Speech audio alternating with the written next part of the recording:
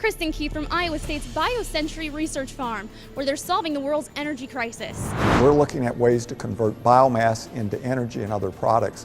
Biomass is any kind of plant material, whether it's corn stalks or switchgrass or wood, that we can use to convert into useful products. We're very interested in producing transportation fuels from biomass, but we can also produce electric power using biomass. But I also want to mention that it's important that we look at other products. Anything that's produced from petroleum, we'd also like to produce from biomass, whether it's plastics or the chemicals that are used in various consumer products. Why are we producing biofuels? We have no other choice. There is a good supply in the United States of petroleum, natural gas, and coal. But these all have in common the fact that they are fossil fuels. And I make an analogy with a lake during a drought. Gradually we draw down those resources. What do we do at that point?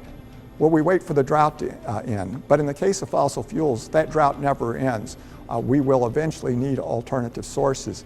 That energy will ultimately come from the sun. Biomass and biofuels represents our ability to capture sunlight through agriculture and then convert it into fuels and chemicals. Basically, we're producing the synthetic gasoline and diesel fuels. Inside the Cyclone state-of-the-art research farm, students partake in the production of biofuels. The BioCentury Research Farm is operated by the College of Agriculture and Life Sciences at Iowa State University in collaboration with the Bioeconomy Institute. It is unique in that it brings all the elements of developing biomass into energy resources in one place. We train students in the fundamentals at the undergraduate level and hire many of them to come work with us in the labs, and many of those discover that they have a great interest in this field, and then they make a decision to go on into graduate school.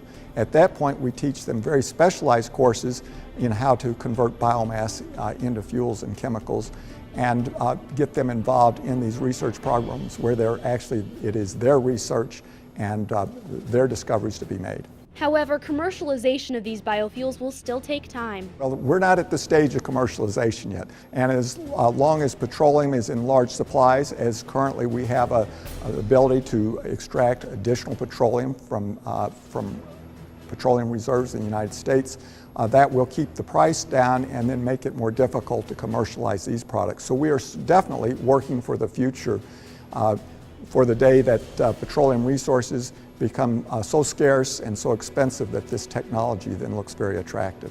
Ultimately, commercialization of biofuels is dependent on public acceptance, federal policy, and their price. These things will evolve as we improve our technology to drop the price of biofuels, public acceptance of the need to reduce the use of fossil fuels, and then again the depletion of these fossil fuels. That's your Academic Minute from Iowa State University. For the Big 12 Digital Network, I'm Kristen Keith.